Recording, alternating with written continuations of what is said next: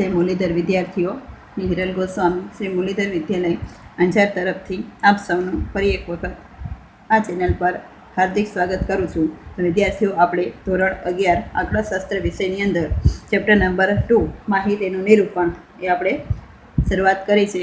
અને એમાં આપણે અત્યાર સુધી જે સંખ્યાત્મક માહિતી છે તેને આપણે કઈ રીતે દર્શાવી શકીએ એ આપણે સમજ્યું છે, એટલે કે એના પણ આપણે ઉદાહરણો કર્યા છે. અને હવે આપણે આગળ જોવાનું છે કે જે ગુણાત્મક માહિતી છે, તો ગુણાત્મક માહિતીને આપણે કયા સ્વરૂપે રજૂ કરી શકીએ. તો એમાં આપણે બે પ્રકાર જોયા છે કે સાદું વર્ગીકરણ અને બહુધા વર્ગીકરણ. તો આપણે આ રીતે સાદું કોષ્ટક અને બહુવિધ કોષ્ટક જે છે એ સમજવાનું છે દાખલાઓની મદદથી. તો વિદ્યાર્થીઓ, અહીંયા તમને રકમ આપેલી છે કે અમદાવાદ જિલ્લાની કોઈ એક સહકારી બેંકની વિવિધ શાખામાં કર્મચારીઓનો અભ્યાસ કરવામાં આવતા આ મુજબની માહિતી મળી. બેંકમાં કુલ 20 સિક્યોરિટી, 30 પટ્ટાવાળા, 40 ક્લાર્ક અને 8 મેનેજર હતા. તેને કોષ્ટકમાં દર્શાવો. તો વિદ્યાર્થીઓ, અહીંયા જે પણ બધા હોદ્દા છે એની માહિતી આપી છે અને એની સંખ્યા, એટલે આમાં બે જ વસ્તુ આપેલી છે. તો જ્યારે આવી રીતના બે જ વસ્તુ આપેલી હોય તો આપણે સાદું કોષ્ટક જે છે તૈયાર કરવાનું છે. અને આપણે જ્યારે પણ કોષ્ટકો તૈયાર કરીએ છીએ તો એનામાં સૌથી પહેલાં જે છે એનું આપણે હેડિંગ લખવાનું. તો અહીંયા તમે જુઓ કે કોની માહિતી આપી છે, અમદાવાદની કેની સહકારી બેંકની. તો આપણે નાનું એવું હેડિંગ આપી દેવાનું કે અમદાવાદની સહકારી બેંકની કર્મચારીઓના દરજ્જા દર્શાવતું કોષ્ટક. જરૂરી નથી કે બહુ મોટું આપવું, પણ ટૂંકમાં પણ જે છે હેડિંગ એ તો આપી જ દેવાનું. તો આપણે હેડિંગ આપીએ કે અમદાવાદની સહકારી બેંકની વિવિધ શાખાના કર્મચારીઓનો દરજ્જો દર્શાવતું કોષ્ટક. તો આપણે દરજ્જો અને એની સંખ્યા દર્શાવવાની છે. તો આપણે એ દરજ્જો લખશું અને ત્યારબાદ અહીંયા લખશું કર્મચારીઓની સંખ્યા. તો આમાં બે જ કોલમ આવશે, જે છે સાદું કોષ્ટક છે માટે. તો સાદા કોષ્ટકમાં આ રીતે આપણે બે લાઈન છે તૈયાર કરી નાખવાની છે.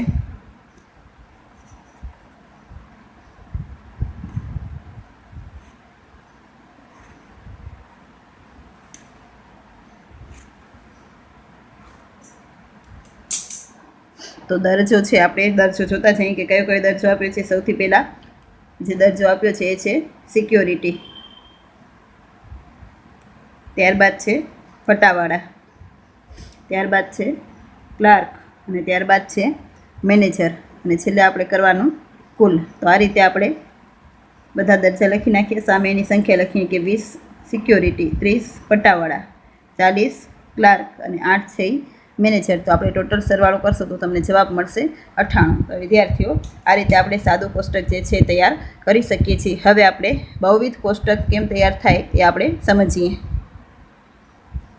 તો વિદ્યાર્થીઓ, હવે આપણે બહુવિધ કોષ્ટક સમજીએ એના માટે આપણે ઉદાહરણ નંબર 19 જોઈએ. તો ઉદાહરણ નંબર 19ની અંદર તમને માહિતી આપી છે કે અમદાવાદની સહકારી બેંકની વિવિધ શાખાઓના કર્મચારીઓમાં 20 સિક્યોરિટીમાંથી 7 પુરુષો પરિણીત હતા. એટલે પહેલી લાઈન ઉપરથી તમને ખ્યાલ આવી જાય કે સિક્યોરિટી એનો મતલબ છે કે એ દરજ્જો આપેલો છે, પછી આપ્યું છે પુરુષ, એટલે પુરુષ અને સ્ત્રી બંનેની વાત હશે, અને પછી છે પરિણીત, તો એટલે પરિણીત અને અપરિણીત બંનેની વાત હશે. તો આ રીતે આપણે કુલ 3 પ્રકારની માહિતી આપેલી છે. તો 3 પ્રકારની માહિતી એટલે એક તો છે દરજ્જો, બીજું છે એની જાતિ, પુરુષ છે કે સ્ત્રી, અને ત્રીજું છે કે પરિણીત છે કે અપરિણીત, એટલે કે વૈવાહિક દરજ્જો. તો આના ઉપરથી આપણે હેડિંગ બાંધીએ.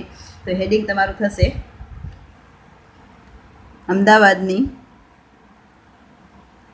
સહકારી બેંકની વિવિધ શાખાઓમાં. આપણે 3 વસ્તુ જોઈ, કર્મચારીનો દરજ્જો, જાતિ અને વૈવાહિક દરજ્જાની માહિતી દર્શાવતું કોષ્ટક. તો આ રીતે આપણે આખું કોષ્ટક જે છે તૈયાર કરવાનું છે. તો કોષ્ટકમાં તમારે માઇન્ડમાં પહેલે એક કાચું કોષ્ટક વિચારી લેવાનું કે આપણે કઈ રીતે તૈયાર કરશું. તો સૌથી પહેલાં આપણે દરજ્જો લખશું, પછી જાતિ લખશું, જાતિની અંદર પુરુષ અને સ્ત્રી લખશું, પુરુષની અંદર પાછા 2 પ્રકાર લખશું, પરિણીત અને અપરિણીત, અને સ્ત્રી છે તો સ્ત્રીની અંદર પણ 2 પ્રકાર લખશું, પરિણીત અપરિણીત, અને છેલ્લે આપણે કુલ લખશું, અને કુલની અંદર પણ પરિણીત અપરિણીત જે છે એ લખશું. તો આપણે જોઈ લઈએ કઈ રીતે આપણે આખું કોષ્ટક જે છે એ તૈયાર થશે. તો કોષ્ટકની અંદર સૌથી પહેલાં દરજ્જો. તો દરજ્જો જે છે આપણે જોઈએ રકમમાં સિક્યોરિટી આપ્યું છે, ત્યારબાદ પટ્ટાવાળા આપ્યું છે. પહેલે છે સિક્યોરિટી, ત્યારબાદ છે પટ્ટાવાળા, ત્યારબાદ છે મેનેજર અને છે ક્લાર્ક. એટલે આમાં 4 દરજ્જા આપેલા છે, તો આપણે 4 દરજ્જા અહીંયા લખી નાખવાના: સિક્યોરિટી, પટ્ટાવાળા, ક્લાર્ક અને મેનેજર. તો આ રીતે આપણે દરજ્જા જે છે એ લખી નાખ્યા. આ છે દરજ્જો, અહીંયાથી તમે ગોતી શકો છો: સિક્યુરિટી, ક્લાર્ક, પટ્ટાવાળા અને મેનેજર. તો 4 દરજ્જા. હવે આપણે લખીએ જાતિ. તો જાતિની અંદર પુરુષ અને સ્ત્રી, અને પુરુષ અને સ્ત્રીની અંદર પાછી 2 કોલમો આપણે બનાવશું. તો વિદ્યાર્થીઓ અહીંયા તમે સ્કેલ અને પેન્સિલ અથવા તો બ્લેક પેનની મદદથી કોષ્ટક જે છે તૈયાર કરી શકો છો. અને છેલ્લે આપણે અહીંયા લખવાનું છે કુલ. તો આપણે લખીએ કોષ્ટકની અંદર સૌથી પહેલાં ઉપર જાતિ. તો જાતિની અંદર પુરુષ, પુરુષની અંદર 2, પરિણીત, અપરિણીત અને કુલ. એવી જ રીતના સ્ત્રીની અંદર પરિણીત, અપરિણીત ને કુલ. અને છેલ્લે કુલની અંદર પર પરિણીત, અપરિણીત અને કુલ. આ બધીની અંદર 3 કોલમ આપણે જે છે બનાવવાની છે. વિદ્યાર્થીઓ પહેલે નક્કી કરી લેવાનું કે કેટલી કોલમો આપણે જોઈએ છે. આપણું બધું મનમાં જે છે પહેલે વિચારી લેવાનું, અને જો મનમાં વિચારવાનું ન લાગે તો આપણે રફમાં એક કાચું કોષ્ટક જે છે એ તૈયાર કરી નાખવાનું. એટલે જે છે કોલમ છે એની અંદર ભૂલ ના આવે.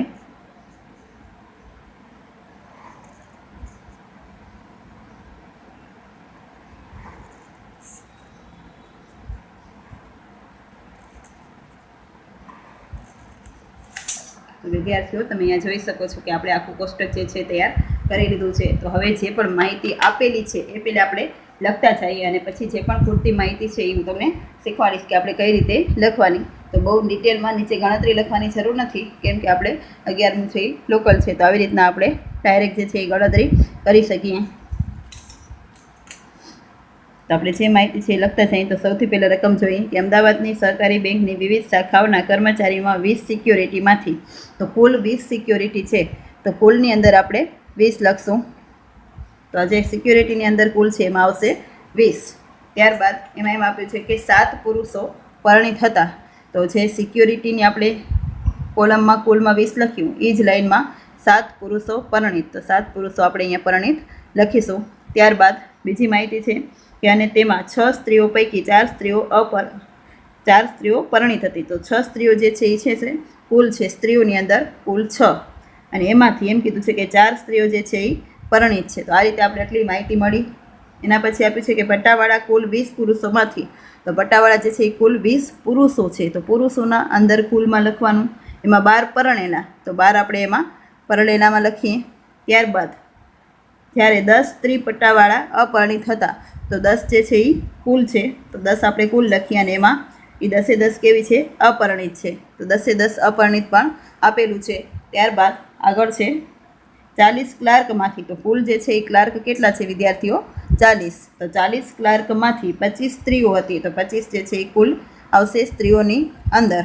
ત્યારબાદ આગળ આપ્યું છે અને તેમાંથી 12 સ્ત્રીઓ પરિણીત હતી. તો આની અંદરથી 12 સ્ત્રીઓ જે છે એ પરિણીત છે. ત્યારબાદ જ્યારે 7 પુરુષ ક્લાર્ક પરિણીત હતા. તો 7 પુરુષ ક્લાર્ક છે એ કેવા છે? પરિણીત. તો 7 પુરુષ ક્લાર્ક આપણે અહીંયા પરિણીત લખીએ. તો કુલ 8 મેનેજર. તો મેનેજર કુલ કેટલા છે? 8. તો 8 મેનેજરમાંથી 3 સ્ત્રીઓ હતી. તો 3 સ્ત્રીઓ હતી કુલમાં આવશે 3, અને એમાં એમ કીધું છે કે તમામ અપરિણીત હતી. એટલે બધી જે છે એ અપરિણીત છે 3 જ્યારે 5 પરિણીત પુરુષો. તો 5 જે છે એ પરિણીત પુરુષો છે મેનેજર હતા, તેને યોગ્ય સ્વરૂપે દર્શાવો. તો વિદ્યાર્થીઓ આટલી માહિતી આપણને આપેલી છે.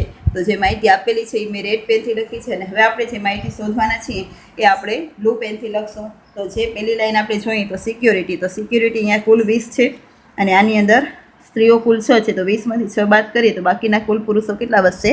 14. તો 14માંથી આપણે 7 બાદ કરશું તો અહીંયા વધશે 7, અને 6માંથી 4 બાદ કરશું તો આવશે 2. તો આવી રીતના વિદ્યાર્થીઓ આપણે ખૂટતી માહિતી મળી શકે. હવે આ પરિણીતના કુલમાં તો આ 7 અને 4, તો તો 7 ને 4 11 જે છે એ પરિણીત છે અને 20માંથી 11 બાદ કરીએ તો આવશે 9. તો આ રીતે ખૂટતી માહિતીઓ શોધતા જવાનું.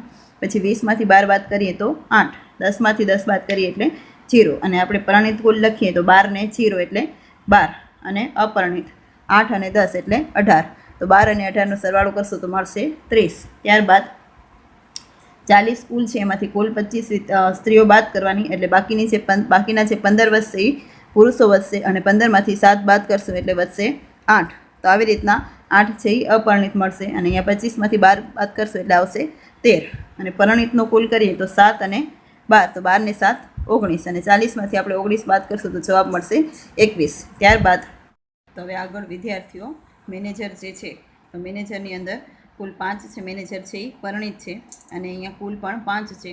તો જે છે અપરિણીતમાં આવશે 0. તો 5 અને પરિણીત આ 0 તો અહીંયા મળશે આપણે 5 અને આ 0 અને 3 તો અહીંયા મળશે 3. તો આ રીતે આપણે 5 ને 3 8. તો આ રીતે આખું કોષ્ટક જે છે એ તૈયાર થઈ ગયું. તો વિદ્યાર્થીઓ હવે આપણે બધાના સરવાળા કરતા જવાના. તો બધાના સરવાળા એટલે આપણે આડી લાઈનના તો સરવાળા મળી ગયા છે. હવે આપણે ઊભી લાઈનના સરવાળા કરીએ તો 7, 12, 7 અને 5. તો એ બધાના આપણે સરવાળો કરશું તો સરવાળો મળશે 31. ત્યારબાદ 7, 8, 8 અને 0નો સરવાળો કરશો તો એ મળશે 23. ત્યારબાદ આ બધાનો સરવાળો કરશો તો આવશે 54. આનો સરવાળો કરશો તો મળશે 16 અને આનો સરવાળો કરશો તો આવશે 28. તો 28 ને 16નો સરવાળો કરો કે આનો સરવાળો કરો એ જ આવશે 44. આનો સરવાળો કરશો તો આવશે 51 અને અહીંયા સરવાળો કરશો તો 47 અને આનો સરવાળો આવશે 98. તો વિદ્યાર્થીઓ આ રીતે જે છે આખું કોષ્ટક છે એ આપણે તૈયાર કરવાનું છે. તો આને કહેવાય બહુવિધ કોષ્ટક. બહુવિધ કોષ્ટક તૈયાર કરી ત્યારે જે પણ માહિતી આપેલી છે પહેલાં લખી લેવાની અને ખોટી માહિતીઓ છે આ રીતે આપણે શોધતા જવાની. તો હવે આપણે આગળ જોઈએ કે કોષ્ટક રચનાના પ્રકાર અને તેના ઉપયોગો. તો કોષ્ટક રચના છે તો એનો ઉપયોગ શું છે? તો વિદ્યાર્થીઓ જેના પાસે પાઠ્યપુસ્તક હોય પેજ નંબર 39 ઉપર જોઈ શકે છે કે કોષ્ટક રચનાના ઉપયોગો. તો એના ઉપયોગ આપણે ક્યાં ક્યાં કરી શકીએ છીએ? તો સૌથી પહેલો એનો ઉપયોગ છે વિદ્યાર્થીઓ આપેલ વિસ્તૃત માહિતીને વ્યવસ્થિત, સરળ અને સચોટ રીતે રજૂ કરી શકાય છે. તો આપણે બધી માહિતી છે એ ફકરામાં આપણે લખેલી હોય તો એ ફકરો કોઈને વાંચવો કંટાળો આવે તો આપણે એને કોષ્ટક સ્વરૂપે રજૂ કરીએ તો જોવાની પણ મજા આવે અને જે પણ સમજવાવાળા છે એ પણ વ્યવસ્થિત રીતે સમજી પણ શકીએ. તો આવી રીતે આપણે વિસ્તૃત માહિતી છે વ્યવસ્થિત રીતે, સરળ અને સચોટ રીતે રજૂ કરી શકાય છે. ત્યારબાદ છે જે તે અભ્યાસ માટે તપાસ હેઠળની જરૂરી માહિતીનો જ ઉપયોગ થતો હોવાથી સમય, શક્તિ અને નાણાંની બચત થાય છે. તો કોષ્ટકમાં આપણે જે પણ માહિતીની જરૂર હોય એની જ આપણે ગણતરી કરશું એટલે કે આપણે કોષ્ટક એના ઉપરથી જ બનાવશું અને એટલી જ કોલમો કે એટલી જ આડી લાઈનો આપણે એમાં રાખશું. તો એના કારણે શું થશે કે સમય, શક્તિ અને નાણાંનો જે બચત થશે. કોષ્ટક રચનામાં જે માહિતીની સરખામણી કરવાની હોય તે પાસે ગોઠવવાની હોવાથી સરખામણી સરળતાથી કરી શકાય છે. તો આપણે જ્યારે કોષ્ટક તૈયાર કરીએ તો આપણે કોષ્ટકમાં જેની સરખામણી કરવાની હોય એને આપણે કોષ્ટકમાં બાજુમાં રાખીએ. ધારો કે છોકરાઓ અને છોકરીઓની સરખામણી કરવાની છે એટલે કે વિદ્યાર્થીઓની અંદર જાતિ છે કે છોકરીઓ, વિદ્યાર્થીનીઓ અને વિદ્યાર્થીઓ. તો આપણે બંનેની સરખામણી કરવાની છે કે બંનેની સંખ્યા છે એ કેટલી છે. તો આપણે કોલમ છે એ બાજુમાં રાખશું જાતિની અંદર છોકરા અને છોકરીની અને પછી કુલ લખશું. તો આ રીતે આપણે જે છે એ સરખામણી પણ કરી શકીએ છીએ. ત્યારબાદ છે કે કોષ્ટક રચનામાં હાર અને સ્તંભ માહિતીની કિંમતનો સરવાળો કરવાનો હોવાથી માહિતીના વર્ગીકરણમાં સહેજ ચૂક થઈ હોય તો પણ તે ભૂલ સહેલાઈથી સુધારી શકાય છે. તો હમણાં આપણે આગળના ઉદાહરણમાં જોયું હતું કે જે પણ કોષ્ટક આપણે બનાવીએ એમાં આડી લાઈન અને ઊભી લાઈન, આડી લાઈન એટલે કે હાર અને ઊભી લાઈન એટલે કે સ્તંભ, એ બંનેનો આપણે સરવાળો કરવાનો હોવાથી ક્યારેક બંને સરવાળે જો ન મળે તો આપણે ભૂલ છે એ શોધી શકીએ છીએ અને સુધારી શકીએ. એટલે કે આપણે ક્રોસ ચેક પણ કરી શકીએ છીએ. કોષ્ટક રચનાથી માહિતીનું વિશ્લેષણ કરવામાં સરળતા અને સુગમતા રહે છે. માહિતીનું વિશ્લેષણ એટલે કે આપણે અર્થઘટન એનું આરામથી કરી શકીએ છીએ. કોષ્ટક દોરેલું હોય તો બધી માહિતી છે એકદમ સરળ રીતે આપણે મળી શકે અને આ રીતે આપણે એનું જે વિશ્લેષણ છે એ સારી રીતે કરી શકીએ. તો હવે આપણે આગળ જોશું કોષ્ટક રચનાના માર્ગદર્શક નિયમો. તો કોષ્ટક રચના આપણે કરીએ ત્યારે કઈ કઈ બાબતો ધ્યાનમાં રાખવી જોઈએ આપણે સમજીએ. વિદ્યાર્થીઓ હવે આપણે જોશું કોષ્ટક રચનાના માર્ગદર્શક નિયમો. તો આપણે કઈ રીતે કોષ્ટક તૈયાર કરીએ તો એ સારું એવું કોષ્ટક જે છે તૈયાર થઈ શકે. તો આપણે માર્ગદર્શક નિયમો જોઈએ તેમાં સૌથી પહેલું છે કે કોષ્ટકને યોગ્ય શીર્ષક હોવું જોઈએ. એટલે કે આપણે જે પણ માહિતી માટે કોષ્ટક બનાવીએ એનું યોગ્ય ટાઇટલ, જેને આપણે ટાઇટલ કહીએ છીએ, આપણે કેમ છે વાર્તાને આપણે હેડિંગ આપીએ છીએ, નામ આપીએ છીએ, એવી રીતના કોષ્ટકનું પણ યોગ્ય એવું નામ હોવું જોઈએ. કોષ્ટકમાં આવતી હાર અને સ્તંભના શીર્ષક સ્પષ્ટ અને સરળ હોવા જોઈએ. એટલે આપણે જે આડી લાઈન બનાવીએ કે ઊભી લાઈન બનાવીએ એ આડી કે ઊભી લાઈન આપણે કોના માટે બનાવી છે. ધારો કે આપણે જાતિ લખી છે તો જાતિની અંદર છોકરા, છોકરી અને કુલ આવી રીતના સ્પષ્ટ હોવું જોઈએ કે આપણે કેના માટે બનાવી છે. તો એની અંદર પાછું પરિણીત, અપરિણીત લખીએ તો વૈવાહિક દરજ્જો છે. તો આવી રીતના હાર અને સ્તંભનું પણ જે શીર્ષક આપીએ છીએ એ પણ એકદમ સ્પષ્ટ અને સરળ હોવા જોઈએ, આંટીઘૂંટીવાળા હોવા જોઈએ નહીં. જો આંકડા મોટા હોય તો તેને 100, 1000, લાખ કે કરોડમાં દર્શાવવા જોઈએ. એટલે કે આપણે બહુ મોટા આંકડા આપેલા હોય અને આપણે કોષ્ટકમાં ન લખી શકતા હોઈએ તો બધી રકમો જે છે એ સરખી હોય તો આપણે એને લાખમાં ફેરવી, લાખ હોય તો લાખમાંથી 5 જીરો આપણે કાઢી નાખીને ઉપર જે આપણે દર્શાવી દેવું જોઈએ કે આ બધી માહિતી છે એ કેમાં છે, લાખમાં. તો આપણે પાછળ 5 જીરા કાઢી અને નાની નાની રકમ જે છે એ લખી શકીએ. કોષ્ટકમાં પરસ્પર સંબંધ દર્શાવતી માહિતી પાસે એવી રીતે મૂકેલી હોવી જોઈએ કે જેથી તેનું વિશ્લેષણ સરળતાથી કરીને પરિણામો તારવી શકાય. તો આપણે જે પણ માહિતી છે એ સંબંધ દર્શાવતી હોય, ધારો કે વૈવાહિક દરજ્જો છે તો પરણિત અને અપરણિત, તો પરણિત અને અપરણિતની કોલમ જે છે એ બાજુમાં બનાવવી જોઈએ. છોકરા અને છોકરી તો એની કોલમ જે છે બાજુમાં બનાવવી જોઈએ છે, જેથી આપણે અર્થઘટન કરવું હોય કે એના ઉપરથી કોઈ પરિણામ મેળવવું હોય તો આપણે એના અર્થઘટન કરી શકીએ આરામથી અને કોઈ પણ પરિણામો આપણે આપી શકીએ.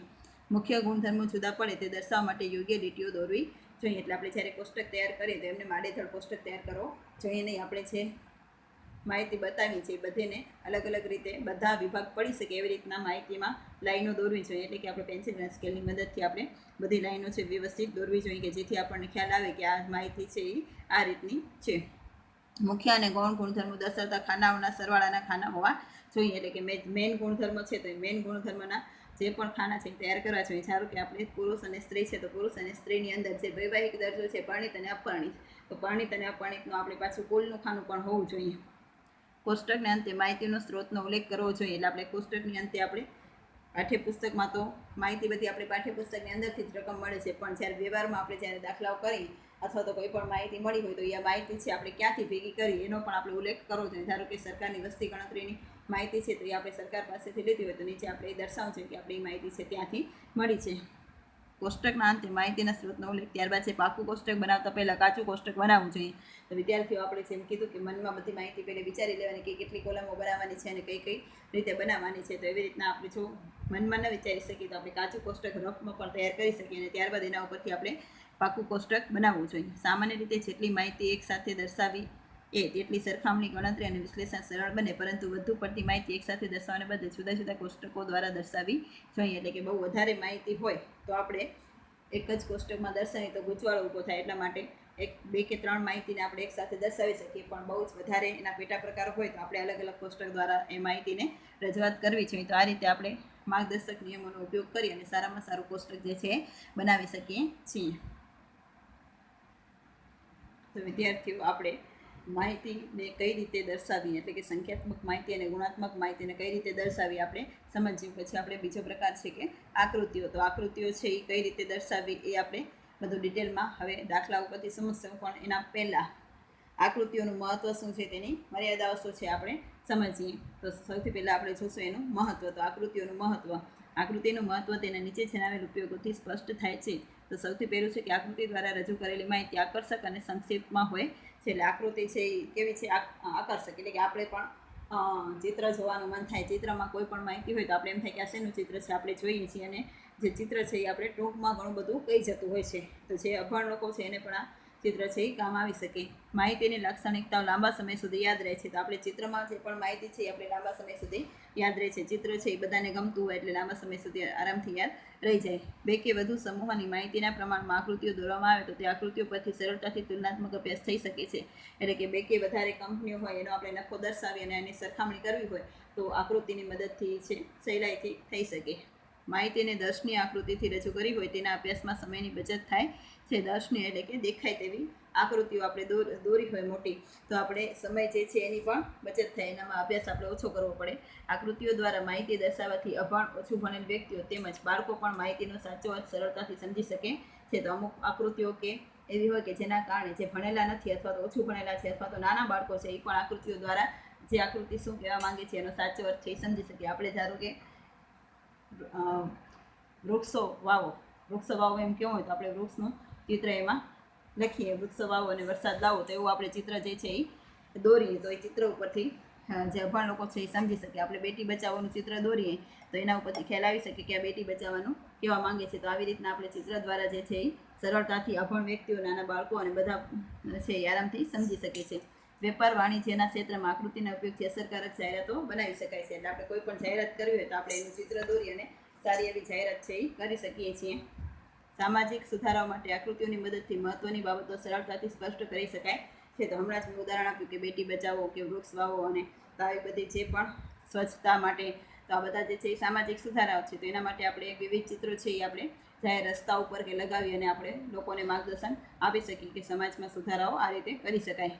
આકૃતિઓને ભાષાનું બંધન ન હોવાથી જુદી જુદી ભાષાની વ્યક્તિઓ પણ આકૃતિ પરથી સ્પષ્ટ થતું એક સરખું તારણ મેળવી શકે છે. એટલે આકૃતિઓમાં કોઈ ભાષાનો ઉપયોગ કરવાનો હોતો નથી, ખાલી ચિત્ર જ જોવાનું હોય. એટલે ઇંગ્લિશ ભાષા બોલતા લોકો હોય, હિન્દી ભાષા બોલતા લોકો હોય કે ગુજરાતી ભાષા બોલતા લોકો હોય, એ બધે જે પણ અર્થઘટન કરશે એક સરખું જ કરશે કે જેનો અર્થ જે થતો હશે એ જ થશે. એમાં કોઈ પણ એનું અર્થઘટન છે એ ખોટું થવાની બીક રહેશે નહીં. ત્યારબાદ છે કે મર્યાદાઓ. આકૃતિ દોરવામાં ચોકસાઈ ન રાખવામાં આવે તો તે ગેરમાર્ગે દોરે છે. એટલે આકૃતિમાં આપણે નાની એવી ભૂલ કરી નાખીએ કે એકનું બીજું ચિત્ર દોરી નાખીએ, એટલે કે આકાર છે એ થોડોક પણ બદલાઈ જાય તો એનું અર્થઘટન છે એ સાચું થશે નહીં અને લોકોને ગેરમાર્ગે દોરશે. દ્રષ્ટિભ્રમને કારણે આકૃતિઓ લોકમાનસને મૂંઝવી નાખે છે. તો અમુક વાર દ્રષ્ટિભ્રમ, એવી આકૃતિઓ આપણે દોર્યો કે જેના કારણે ભ્રમ પેદા થતો હોય, તો એ આપણે લોકમાનસને એટલે લોકોના મનને ક્યારેક મૂંઝવણમાં પણ મૂકી શકીએ. આકૃતિ દ્વારા માહિતીને દર્શાવવામાં આવે છે ત્યારે તેમાં માહિતીની ચોકસાઈ ઓછી હોય છે. તો જ્યારે આપણે આકૃતિઓ દોરતા હોય તો જે ચિત્રકાર હોય કે પેઇન્ટર હોય એના પાસે આપણે આકૃતિઓ દોરાવી જોઈએ. પણ આપણે જાતે આકૃતિ દોરીએ તો આપણે એક્સપર્ટ ન પણ હોય તો જે માહિતીની ચોકસાઈ છે એ પણ ઓછી રહે, અને ઘણી વખત આપણે આકૃતિનો આકાર બદલાઈ જાય તો એનું અર્થઘટન પણ ઓછું થઈ શકે.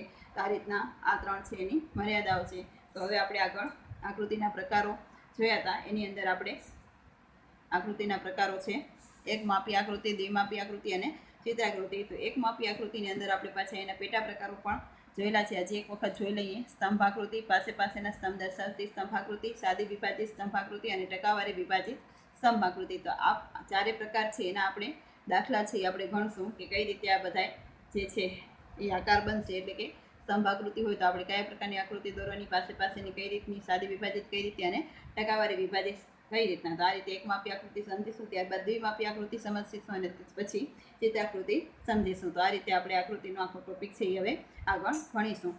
ત્યાં સુધી જય મુરલીધર વિદ્યાર્થીઓ.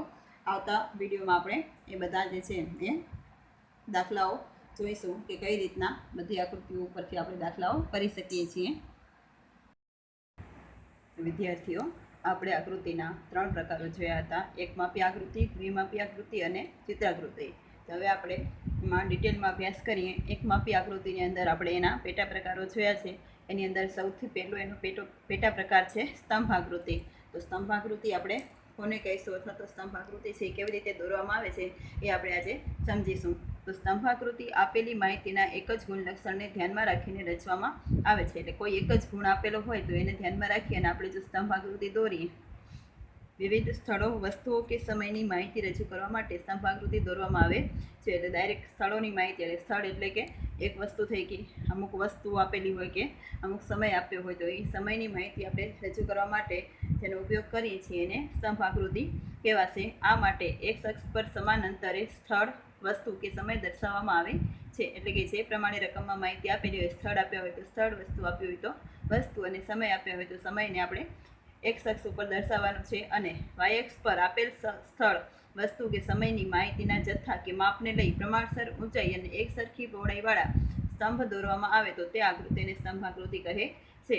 તો એ સ્થળની જે પણ માહિતી સંખ્યામાં આપેલી હોય એને આપણે વાયમાં લઈ અને પછી એક જે પણ કિંમત છે એના પ્રમાણે એક સરખા બધા સ્તંભ દોરવામાં આવે તો એને સ્તંભાકૃતિ કહેવાય. સ્તંભાકૃતિમાં દોરેલા સ્તંભોના તાર્કિક ક્રમ જણાવવા જોઈએ. એટલે કે જો વર્ષમાં માહિતી આપેલી હોય તો વર્ષને આપણે ચડતા ક્રમમાં ગોઠવીને માહિતી દોરવી જોઈએ. જ્યારે કોઈ સ્થળ કે વસ્તુના સંદર્ભમાં માહિતી આપેલી હોય તો તે માહિતીને ચડતા કે ઉતરતા ક્રમમાં ગોઠવવી જોઈએ કે જેથી તેમનો તુલનાત્મક અભ્યાસ સરળતાથી થઈ શકે. અને કોઈ પણ માહિતી છે એને કાં તો ચડતા ક્રમમાં ગોઠવવી જોઈએ અને કાં તો ઉતરતા ક્રમમાં ગોઠવવી જોઈએ. અને જો વર્ષ છે તો વર્ષ છે એ બધાય લાઇનસર આપેલા હશે તો એમાં આપણે ગોઠવવાની જરૂર નથી, પરંતુ જે પણ માહિતી છે બીજી તો એ માહિતી છે સ્થળની હોય તો આપણે એને ગોઠવવી જોઈએ. સમય છે તો સમય છે, વર્ષ છે એટલે આપણે એને ગોઠવી ન શકીએ કેમ કે વર્ષ છે એ આડાવડા થઈ જાય. તો આ રીતે જ્યારે સમય આધારિત માહિતી આપેલી હોય ત્યારે તે માહિતીને સમય અનુસાર સ્તંભાકૃતિમાં દર્શાવવામાં આવે છે. એટલે સમય છે ત્યારે આપણે જે રકમ છે એને આપણે ચડતા ક્રમમાં ન ગોઠવી શકીએ. બાકીની બધી રકમોને આપણે ચડતા કે ઉતરતા ક્રમમાં ગોઠવી અને ત્યારબાદ સ્તંભ દોરીએ તો આપણે તુલના કરવામાં જે છે એ સરળતા રહે છે. તો આપણે જોઈએ કે સ્તંભ આકૃતિ કઈ રીતે દોરાશે. એના માટે આપણે ઉદાહરણ 23ની રકમ જોશું. વિદ્યાર્થીઓ, અહીં આપણે ઉદાહરણ 23ની રકમ આપેલી છે. તે રકમમાં છે કે કોઈ એક વર્ષમાં શહેરની કોલેજમાં અભ્યાસ કરતા વિદ્યાર્થીઓની વિદ્યા શાખાવાર સંખ્યા નીચે પ્રમાણે હતી, તો તેને યોગ્ય આકૃતિ વડે દર્શાવો. તો વિદ્યા શાખા આપી છે અને વિદ્યાર્થીઓની સંખ્યા. તો આપણે જ્યારે સ્તંભ આકૃતિની થિયરી જોઈ ત્યારે એમાં હતું કે જે પણ માહિતી છે એને આપણે ચડતા અથવા તો ઉતરતા ક્રમમાં ગોઠવવાના છે. તો તમને જેમ મજા આવે, ચડતા ક્રમમાં મજા આવે તો ચડતા ક્રમમાં, અને ઉતરતા ક્રમમાં મજા આવે તો ઉતરતા ક્રમમાં માહિતી ગોઠવી અને ત્યારબાદ આપણે એના ઉપરથી સ્તંભાલેખ જે છે એ સ્તંભ આકૃતિ છે એ દોરવાની છે. તો પહેલાં આપણે માહિતીને ચડતા ક્રમમાં ગોઠવી લેશું. તો ચડતા ક્રમમાં આપણે માહિતી ગોઠવીએ તો અહીંયા વિદ્યા શાખા અને અહીંયા વિદ્યાર્થીઓની સંખ્યા.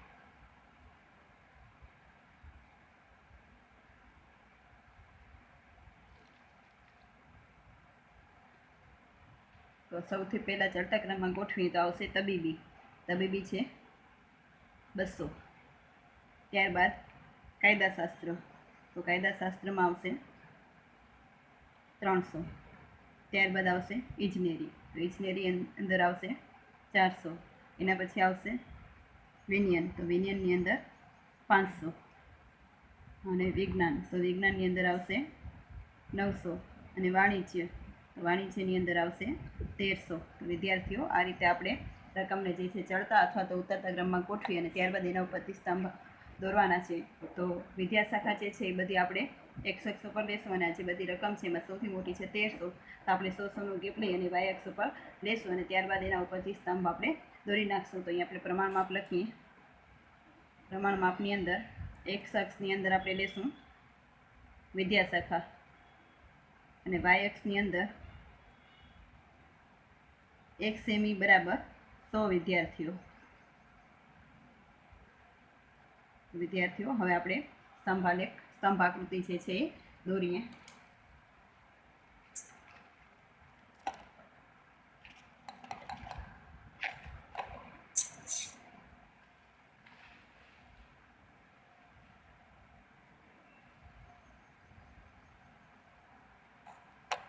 તો વિદ્યાર્થીઓ આ રીતે x અક્ષ ઉપર વિદ્યા શાખાના જે છે એ નામ લખવાના છે અને y અક્ષ ઉપર આપણે સૌથી કરી અને બધી રકમો લખવાની છે. તો આ જે છે y અક્ષ છે એના ઉપર આપણે 100નું ગેપ લઈએ તો 100, 200, 300, 400, 500, 600, 700, 800, 900, 1000, 1100, 1200 અને 1300. તો x અને y ઉપર આપણે જે લેવાનું છે એ લઈ લીધું અને આપણે હેડિંગ આપવાનું છે એને કે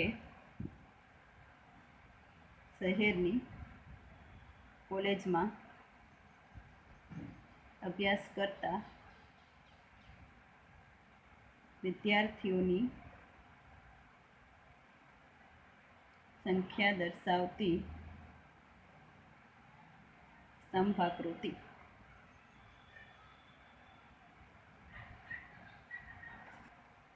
તો આપણે તબીબીમાં 200 આપેલા છે.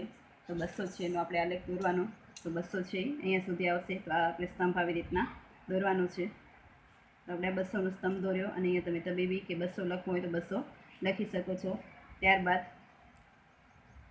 કાયદાની અંદર છે 300. તો 300ની અંદર આપણે આમ સ્તંભ દોરવાનો છે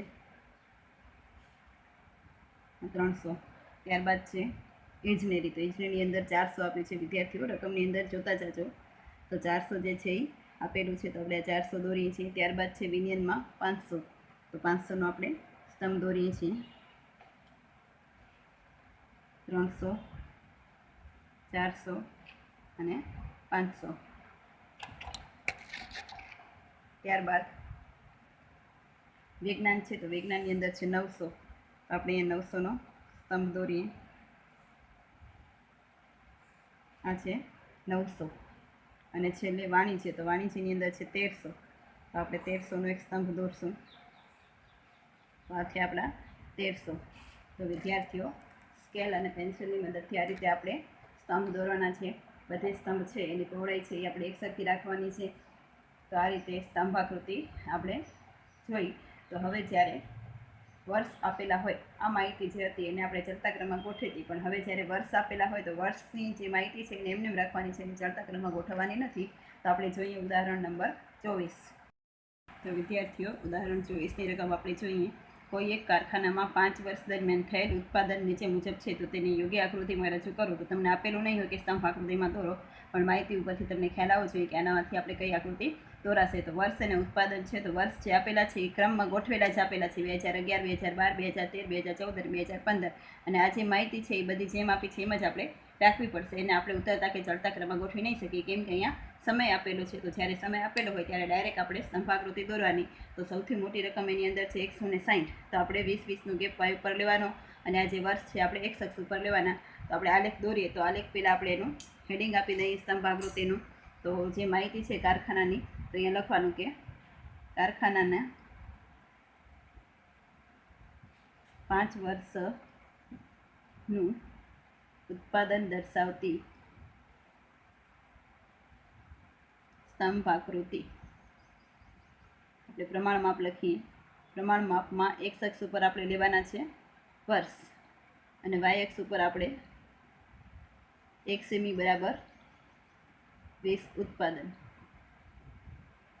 અને જે છે એ લાખ રૂપિયામાં છે એટલે આપણે અહીંયા 20 લાખ રૂપિયા લખી શકીએ કૌંસમાં. તો આ રીતે આપણે પ્રમાણ માપ બતાવી દેવાના છે, અને હેડિંગ જે છે એ આપી દેવાનું છે. અને ત્યારબાદ આપણે આલેખ દોરીએ તો આપણે આડી ધરી અને ઊભી ધરી દોરશું, x અક્ષ અને y અક્ષ.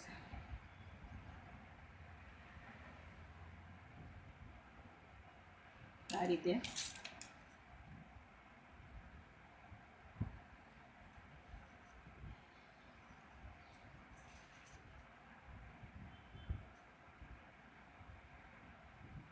x અક્ષ અને અહીંયા દોરશું આપણે y અક્ષ. તો જો વિદ્યાર્થીઓ, હવે x અક્ષ ઉપર આપણે બધા વર્ષ બતાવવાના છે. તો આપણે વર્ષ લખી નાખીએ 2011, 2012, 2013, 2014 અને 2015. અને y ઉપર આપણે 20-20નો ગેપ 20, 40, 60, 80, 100, 120, 140 અને 160. 2011માં છે 120, તો આપણે 120 ઉપર સ્તંભ દોરવાનો. તો આ રીતે આપણે 120 છે એ અહીંયા આવશે. આ રીતે આપણે સ્તંભ દોરી નાખીએ 120નો.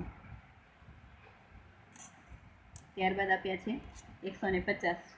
તો 150નો આપણે સ્તંભ દોરી તો 140 અને 160ની વચ્ચે આપણે દોરશું આ 150. તો 150નો આપણે સ્તંભ દોર્યો. ત્યારબાદ છે 2013ની અંદર 130, 120 અને 140ની વચ્ચે આપણે દોરશું. આ છે 130નો સ્તંભ છે. ત્યારબાદ આપેલું છે 140. તો 140નો આપણે સ્તંભ દોરીએ. આ 140. ત્યારબાદ છે 160. તો આપણે 160નો સ્તંભ દોરશું. આ છે 160. તો વિદ્યાર્થીઓ, આ રીતે જે પણ માહિતી આપેલી હોય એના માટે આપણે સ્તંભ છે એ દોરી નાખવાના છે. અને અંદર તમને કોઈ પણ સજાવટ કરવી હોય તો તમે કરી શકો. ધારો કે આમ તમને ક્રોસમાં લીટા કરવા છે તો એ તમે કરી શકો. તમને કોઈ પણ ડિઝાઇન બનાવવી હોય, જો તમારી પાસે ટાઈમ હોય તો તમે ડિઝાઇન જે છે એ બનાવી શકો છો. અને ન બનાવીએ તો પણ ચાલે. વિદ્યાર્થીઓ, આ રીતે આપણે સ્તંભ આકૃતિ સમજી. હવે ત્યારબાદ આપણે સમજીશું પાસે પાસેની સ્તંભ આકૃતિ.